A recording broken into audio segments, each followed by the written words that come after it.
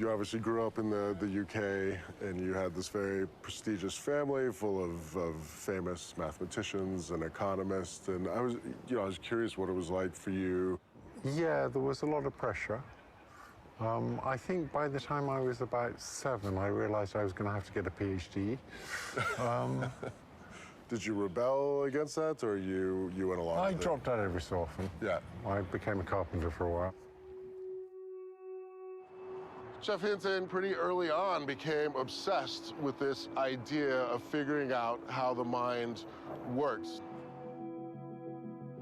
He started off getting into physiology, the anatomy of how the brain worked. Then he got into psychology.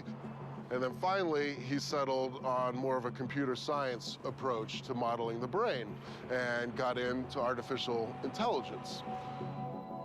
My feeling is, if you want to understand a really complicated device, like a brain, you should build one.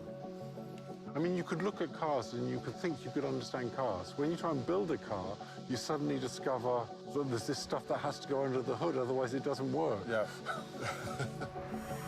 As Geoff was starting to think about these ideas, he got inspired by some AI researchers across the pond. Specifically this guy, Frank Rosenblatt.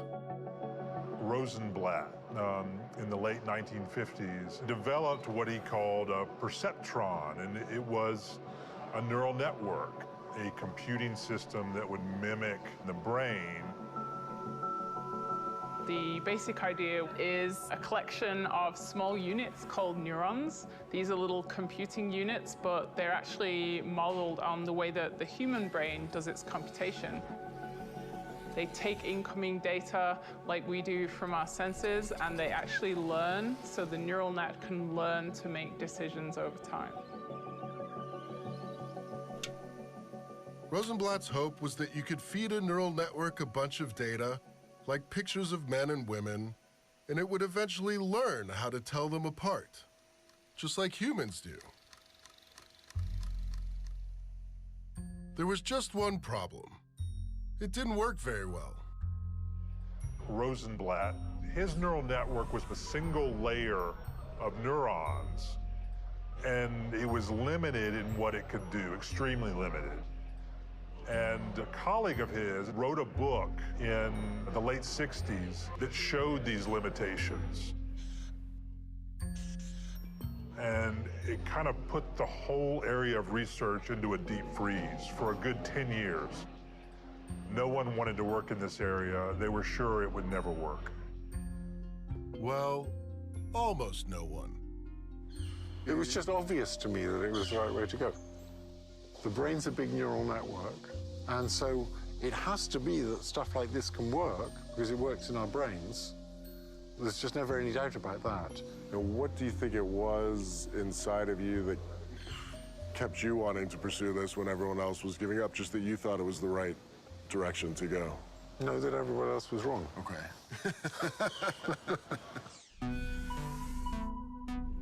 Hinton decides he's got an idea of how these neural nets might work, and he's going to pursue it no matter what.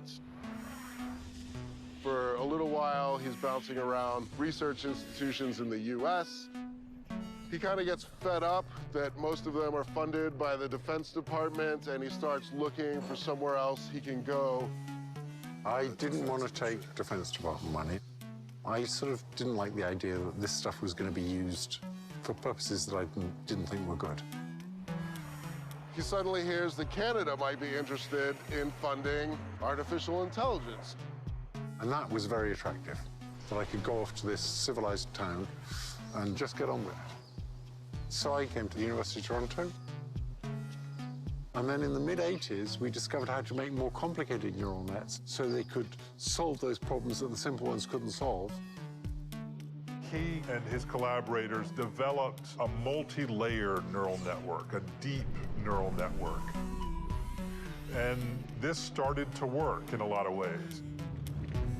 Using a neural network, a guy named Dean Pomerleau built a self-driving car in the late 80s, and it drove on public roads. Jan LeCun in the 90s built a system that could recognize handwritten digits, and this ended up being used commercially. But again, they hit a ceiling. It didn't work quite well enough because we didn't have enough data, we didn't have enough compute power. And people in AI and computer science decided neural networks was wishful thinking, basically. So it was a big disappointment. Through the 90s, into the 2000s, Geoff was one of only a handful of people on the planet who were still pursuing this technology. He would show up at academic conferences and be banished to the back rooms. He was treated as really like a pariah. Was there like a time when you thought this just wasn't gonna work and you did have some self-doubt? I mean, there were many times when I thought, I'm not going to make this work. But Geoff was consumed by this and couldn't stop.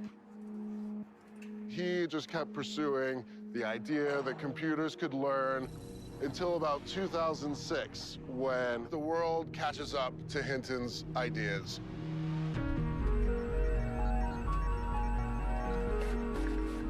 Computers were now a lot faster.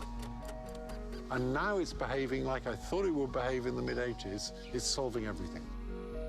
The arrival of super-fast chips and the massive amounts of data produced on the internet gave Hinton's algorithms a magical boost.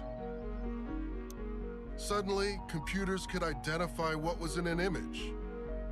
Then, they could recognize speech and translate from one language to another. By 2012, words like neural nets and machine learning were popping up on the front page of the New York Times.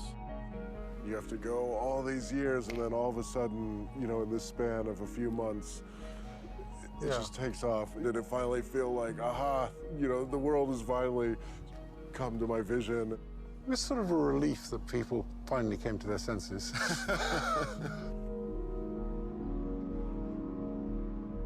For Hinton, this was clearly a redemptive moment after decades of toil.